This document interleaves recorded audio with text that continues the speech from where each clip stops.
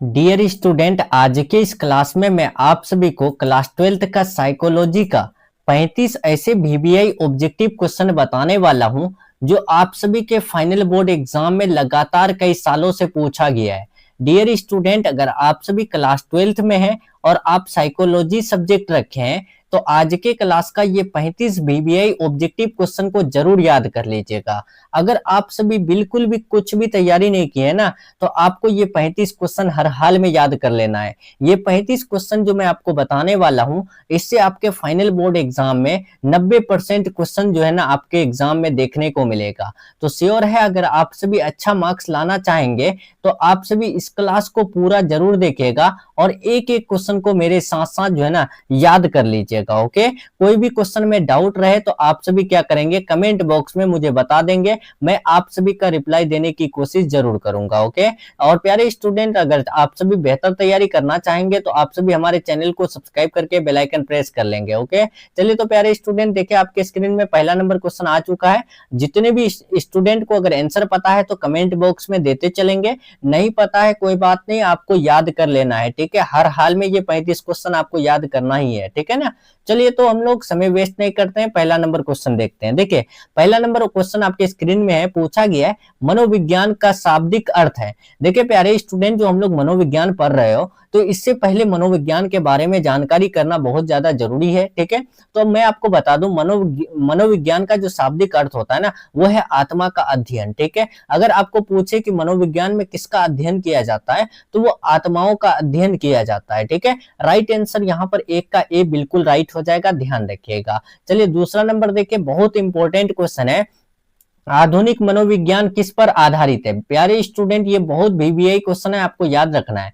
आधुनिक मनोविज्ञान जो आधारित है वो किस पर आधारित है, तो वो विज्ञान पर आधारित है। ठीक है, इसका राइट आंसर 2 का सी बिल्कुल राइट हो जाएगा। चलिए तीसरा देखिए, पूछा गया है मनोविज्ञान को विज्ञान क्यों कहा जाता है। देखिए जो मनोविज्ञान है, ठीक है, उसमें विज्ञान जो लगा हुआ है या फिर विज्ञान बोलते हैं तो क्यों बोलते हैं, क्या ये व्यवहार की व्याख्या करता है इसीलिए, प्रयोगों पर आधारित है इसीलिए, या आत्मा का अध्ययन करता है इसीलिए, या धार्मिक ग्रंथ से जुड़ा हुआ है इसीलिए। तो याद रखिएगा, मनोविज्ञान को विज्ञान इसीलिए कहा जाता है क्योंकि ये प्रयोगों पर आधारित है। ठीक है, राइट आंसर 3 का ऑप्शन नंबर बी बिल्कुल राइट हो जाएगा। पीडीएफ चाहते हैं आप लोग, टेलीग्राम चैनल ज्वाइन कर लीजिएगा, लिंक डिस्क्रिप्शन बॉक्स में दिया हुआ है। ओके, चलिए 4 नंबर देके पूछा गया है मनोविज्ञान का जनक किसे कहा जाता है। यहाँ पर बहुत इंपॉर्टेंट क्वेश्चन है, ये क्वेश्चन हर साल आपके फाइनल बोर्ड एग्जाम में पूछे जाते हैं और आपको याद करना ही है। मनोविज्ञान का जो जनक है ना वो है विलियम वुंट। ठीक ठीक है, अगर आपको क्वेश्चन पूछे फादर ऑफ यानी साइकोलॉजी, यानी कि मनोविज्ञान का जनक या फिर मनोविज्ञान का पिता किसे कहा जाता है, तो विलियम वुंट को कहा जाता है। ठीक है, याद रहेगा आपको, मैं इंपॉर्टेंट लगा दे रहा हूँ, स्टार लगा दे रहा हूँ, आपको याद रखना है। ठीक है, पीडीएफ आपको मिल जाएगा, टेलीग्राम पे ज्वाइन कर लेना है।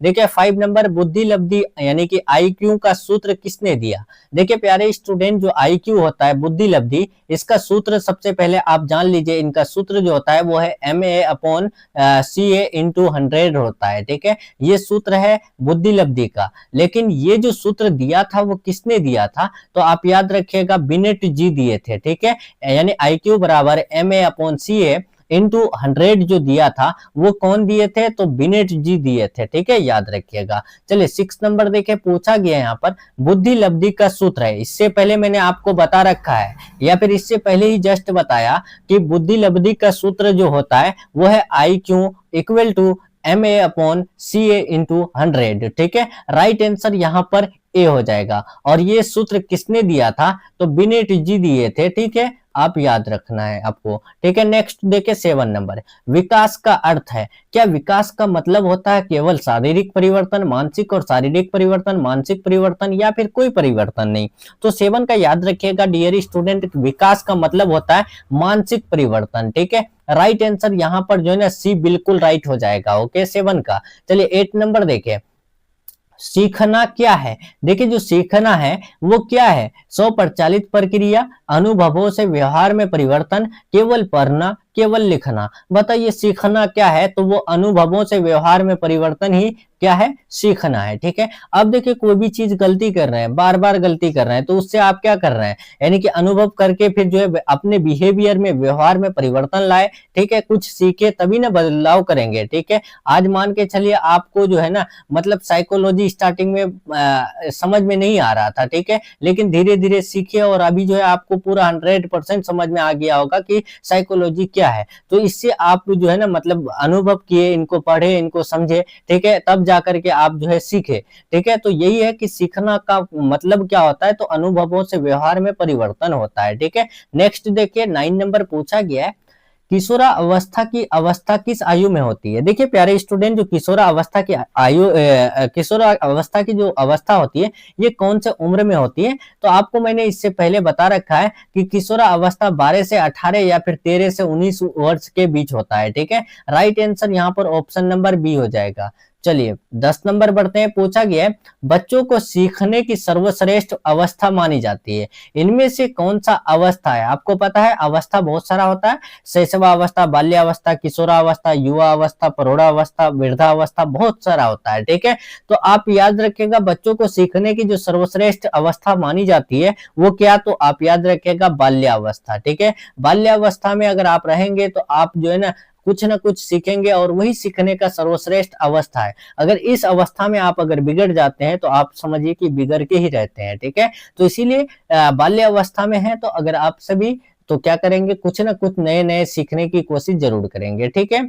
चलिए 11 नंबर देखिए पूछा गया है, व्यक्तित्व का अर्थ है। देखिए व्यक्तित्व का जो मतलब होता है वो क्या होता है? सुंदर चेहरा, केवल बाहरी रूप, व्यक्ति का संपूर्ण रूप, या फिर जो है कपड़े पहनने की शैली। तो व्यक्तित्व का मतलब होता है व्यक्ति का संपूर्ण रूप। ठीक है। इसका right answer option number C हो जाएगा। अगर आपको क्वेश्चन पूछे व्यक्तित्व किसे कहते हैं, तो व्यक्ति का संपूर्ण रूप ही व्यक्तित्व कहलाता है। नेक्स्ट 12 नंबर देखे, प्रेरणा किससे संबंधित है? देखिए जो मोटिवेशन हम लोग सीखते हो या फिर मोटिवेशन लेते हो ना किसी न किसी से, तो वो जो संबंधित है वो किससे? अनावश्यक गतिविधि से, प्रयास छोड़ना, उद्दीपन और लक्ष्य, और केवल आराम करना। तो मोटिवेशन संबंधित है उद्दीपन और लक्ष्य को प्राप्ति करने के लिए पूरी तरह से ताकत देना। ठीक है। राइट आंसर 12 का सी हो जाएगा। चलिए 13 नंबर देखिए पूछा गया है, आईडी, ईगो और सुपर ईगो की संकल्पना किसने दिया? बताएंगे जो आईडी है, ईगो है, उसके बाद सुपर ईगो है, इनकी जो संकल्पना दिए थे वो किसने? उंट ने, फ्राइड ने, या फिर स्किनर ने, या थॉर्नडाइक ने? तो याद रखिएगा प्यारे स्टूडेंट 13 का राइट आंसर बी हो जाएगा, फ्राइड जी दिए थे। ठीक है। नेक्स्ट बढ़ते हैं 14 नंबर क्वेश्चन पूछा गया, सीखने का सिद्धांत प्रयास और त्रुटि किसने दिया? ये वाला बहुत VBI है, अभी के अभी मेरे साथ याद कर लीजिए। सीखने का सिद्धांत प्रयास और त्रुटि जो दिया था वो किसने दिया था? तो वो थॉर्नडाइक ने दिया था। ठीक है। 14 का राइट आंसर ए बिल्कुल राइट हो जाएगा। नेक्स्ट 15 नंबर देखिए, 15 नंबर पूछा गया, पाओ लाओ ने यानी किस पर प्रयोग किया? देखिए जो पाओ लॉ है वो किसने यानी वो जो प्रयोग किए थे वो किस पर? बिल्ली पर, बंदर पर, कुत्ता पर, या फिर जो है चूहा पर? तो याद रखिएगा ये प्रयोग किए थे कुत्ता पर। ठीक है। पाओ लाओ किस पर प्रयोग किए थे? तो कुत्ता पर। नेक्स्ट देखिए 16 नंबर, अनुबोधन यानी किसका सिद्धांत है? जो कंडीशनिंग है यानी कि अनुबोधन, ये किसका सिद्धांत है? पाओलो का, या फिर फ्राइड का, उंट का, स्किनर का? ये भी बहुत VBI है। ठीक है। इतना क्वेश्चन जो मैं आज के क्लास में बता रहा हूँ ये बहुत इंपॉर्टेंट है, आपके फाइनल बोर्ड एग्जाम में इस बार पूछे जाएंगे। अनुबोधन जो सिद्धांत है वो पाओलो का है। ठीक है। आप ये बात ध्यान रखिएगा, याद रखिएगा। और पाओलो ने जो प्रयोग किया था वो किसका? तो कुत्ता का प्रयोग करके तब पता गया था सब कुछ। ठीक है। तब जाके आदमियों के बारे में पहचानना शुरू किया। देखिए 17 नंबर पूछा गया, मानसिक स्वास्थ्य का अर्थ है। मानसिक स्वास्थ्य का मतलब क्या होता है? बीमार रहना, संतुलित और खुशहाल जीवन, शारीरिक ताकत, या क्रोध करना? तो डियर स्टूडेंट आप याद रखिएगा मानसिक स्वास्थ्य जो मेंटल हेल्थ है इसका मतलब होता है संतुलित और खुशहाल जीवन। ठीक है। राइट आंसर 17 का बी बिल्कुल राइट हो जाएगा। 18 नंबर देखिए पूछा गया है, रक्षा तंत्र यानी डिफेंस मैकेनिज्म का संबंध किससे है? रक्षा तंत्र का जो मतलब यानी संबंध है वो किससे? शिक्षा से, मनोविज्ञान, संघर्ष से, विज्ञान से, या फिर तर्क से? तो डियर स्टूडेंट आपको याद रखना है रक्षा तंत्र मनोवैज्ञानिक संघर्ष से संबंधित है। ठीक है।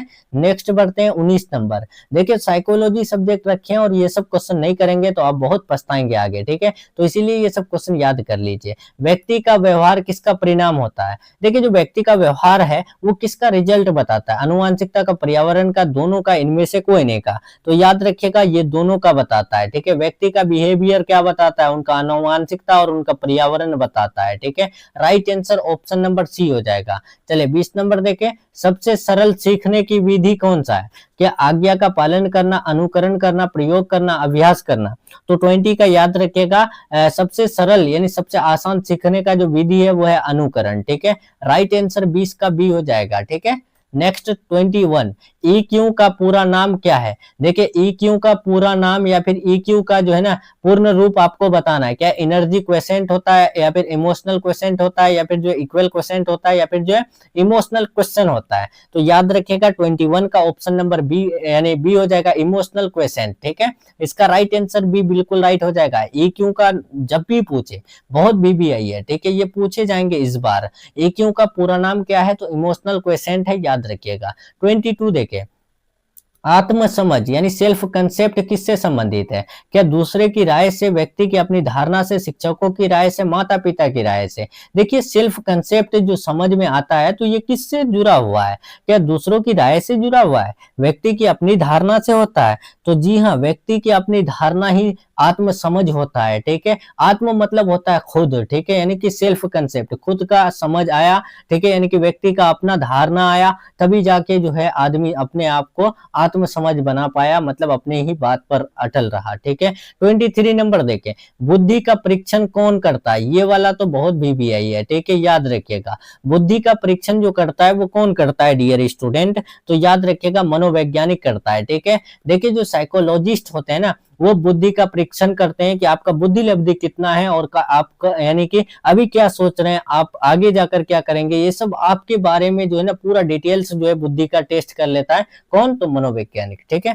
चलिए 24 देखिए, पूछा गया है सामाजिक विकास से तात्पर्य है। सामाजिक विकास से क्या तात्पर्य है डियर स्टूडेंट? तो याद रखिएगा दूसरों से संबंध स्थापित करना ही सामाजिक विकास कहलाता है, ठीक है। इसका राइट आंसर बी हो जाएगा। 25 देखें, प्रेरणा के दो प्रकार होते हैं, तो वो क्या क्या? देखिए डियर स्टूडेंट, प्रेरणा यानी कि जो मोटिवेशन है, मोटिवेशन के कितने प्रकार होते हैं? दो होते हैं। तो अब आपको यहाँ पर बताना है दो क्या क्या होते हैं। तो आप याद रखिएगा 25 का ए हो जाएगा। एक होता है बाह्य प्रेरणा और एक होता है आंतरिक प्रेरणा, ठीक है। एक होता है मतलब बाहरी मोटिवेशन और दूसरा होता है यानी इंटरनल मोटिवेशन, ठीक है। तो इसका राइट आंसर क्या होगा? याद रखना ऑप्शन नंबर ए होगा। प्रेरणा के दो प्रकार होते हैं, मोटिवेशन के दो प्रकार होते हैं, पहला बाह्य प्रेरणा, दूसरा जो है आंतरिक प्रेरणा, ठीक है। नेक्स्ट बढ़ते हैं 26, पूछा गया है तनाव का मनोवैज्ञानिक प्रभाव क्या है? तनाव का जो यानी वैज्ञानिक प्रभाव है वो क्या है? तो आप याद रखिएगा डियर स्टूडेंट, यहाँ पर जो है ना ऑप्शन नंबर ए होगा, व्यवहार में परिवर्तन। 27, सीखना एक प्रकार की क्या बौद्धिक प्रक्रिया, शारीरिक प्रक्रिया, यांत्रिक प्रक्रिया, दोनों ए और बी? तो याद रखिएगा इसका राइट आंसर होगा सीखना जो है ना एक बौद्धिक प्रक्रिया भी है और शारीरिक प्रक्रिया भी है, ठीक है। इसीलिए हमारा जो राइट आंसर हो जाएगा वो ऑप्शन नंबर डी हो जाएगा, ठीक है। नेक्स्ट 28, समायोजन का अर्थ है। देखिए जो समायोजन का मतलब होता है वो क्या? भाग जाना, परिस्थिति के अनुसार जो है व्यवहार बदलना, विरोध करना या फिर जो है युद्ध करना। तो याद रखिएगा परिस्थिति के अनुसार व्यवहार बदलना ही क्या कहलाता है? देखिए यहाँ पर परिस्थिति के अनुसार ही व्यवहार बदलना ही समायोजन कहलाता है, ठीक है। तो समायोजन का अर्थ अगर जब भी पूछे तो याद रखिएगा परिस्थिति के अकॉर्डिंग व्यवहार, अपना बिहेवियर बदलना समायोजन कहलाता है। 29 देखें, मानसिक रूप से स्वस्थ व्यक्ति की विशेषता है। देखिए प्यारे स्टूडेंट, बहुत सारा व्यक्ति है जो स्वस्थ है लेकिन मानसिक रूप से भी स्वस्थ है, मेंटल जो मतलब हेल्थ होता है उससे भी जो है ना वो बहुत अच्छा है। तो उनकी जो एक खूबी आप बता सकते हैं तो वो क्या? क्या मानसिक रूप से स्वस्थ है, हेल्दी है, ठीक है। तो उस व्यक्ति में जल्दी गुस्सा आता है, निराश रहता है, यानी कि सकारात्मक सोच होता है या फिर अकेलापन होता है। तो याद रखिएगा वो इसका राइट आंसर जो ना ऑप्शन नंबर सी होगा, वो सकारात्मक सोचते हैं, ठीक है, यानी कि सबके बारे में अच्छा सोचते हैं, ठीक है, और हमेशा अच्छा खासा वो सोचते रहते हैं क्योंकि वो मानसिक रूप से स्वस्थ है, ठीक है। तो वो सकारात्मक सोच ही रखेगा, ठीक है, ना कि वो गुस्सा करेगा, निराश रहेगा, अकेलापन रहेगा, ठीक है, ध्यान रखना। नेक्स्ट 30 नंबर पूछा गया है, अनुकरण का सबसे बड़ा स्रोत है क्या? स्कूल, समाज, परिवार या फिर टीवी? अनुकरण का सबसे यानी कि बड़ा स्रोत कौन है? तो याद रखना वो है परिवार। ठीक है, इसका right answer option number C बिल्कुल राइट हो जाएगा। बौद्धिक विकास को मापने के लिए क्या उपयोग किया जाता है? EQ, IQ, SQ या फिर जो है CQ? तो डियर स्टूडेंट याद रखिएगा, बौद्धिक विकास को मापने के लिए IQ का उपयोग करते हैं। ठीक है, इसका right answer option number B हो जाएगा। IQ को हम लोग हिंदी में क्या बोलते हैं? बुद्धि लब्धि बोलते हैं। ठीक है, याद रखना। नेक्स्ट 32 पूछा गया, बाल विकास का अध्ययन किसके लिए आवश्यक है या फिर किस लिए आवश्यक है? बताइए, बाल विकास का जो स्टडी है वो किसके लिए आवश्यक है? तो डियर स्टूडेंट याद रखिएगा, वो उनके व्यवहार और व्यवहार को समझने के लिए बहुत ज्यादा जरूरी है। ठीक है, चलिए 33 देखिए, पूछा गया है अंतर्दृष्टि से सीखने का सिद्धांत किसने दिया? फटाफट आप लोग कमेंट करेंगे, एक एक क्वेश्चन का आंसर आप लोग देते चलेंगे। ठीक है, और लास्ट में आप लोग बताएंगे 35 में कितना सही हुआ। ठीक है, जो भी स्टूडेंट 35 में 35 करेगा उसको जो है ना हमारा गेस्ट नोट्स बिल्कुल फ्री मिल जाएगा। अंतर्दृष्टि से सीखने का सिद्धांत किसने दिया?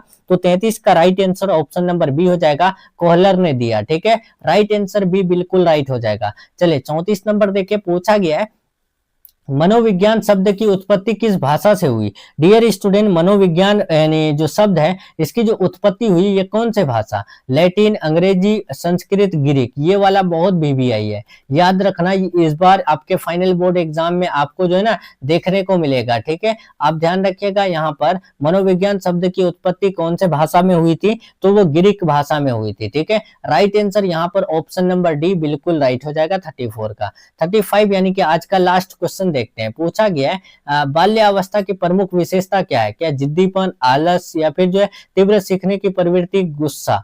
तो याद रखिएगा, जो बाल्यावस्था में होते हैं तो वो यानी कि तीव्र सीखने की प्रवृत्ति होती है उसमें। ठीक है, इसका राइट आंसर 35 का सी बिल्कुल राइट हो जाएगा। ओके, चलिए तो प्यारे स्टूडेंट, यहाँ पर हम लोग का साइकोलॉजी यानी मनोविज्ञान का 35 VBI ऑब्जेक्टिव क्वेश्चन का क्लास कंप्लीट हो रहा है। उम्मीद करते हैं आपको ये क्लास बहुत अच्छा लगा होगा और आपसे उम्मीद ये भी है कि आप 35 में 35 अच्छे से याद कर लिए होंगे और 35 में 35 सही भी किए होंगे। ठीक है, चलिए तो डियर स्टूडेंट, आप लोग कमेंट जरूर करेंगे। ठीक है, क्लास कैसा लग रहा है और इस प्रकार क्लास चाहिए तो आप लोग ये भी जरूर बताइएगा। ठीक है, बाकी इधर नीचे आंसर की है, आपको जो है ना इसका PDF कहाँ पर मिलेगा? टेलीग्राम पर मिल जाएगा। ठीक है, आपको क्या करना है, यानी इसी वीडियो के डिस्क्रिप्शन में जाना है और टेलीग्राम चैनल ज्वाइन कर लेना है, लिंक वहीं पर दिया हुआ है। ठीक है, उस लिंक पे क्लिक करके। ठीक है, चलिए तो डियर स्टूडेंट, मिलते हैं हम लोग नेक्स्ट वीडियो में नेक्स्ट टॉपिक के साथ।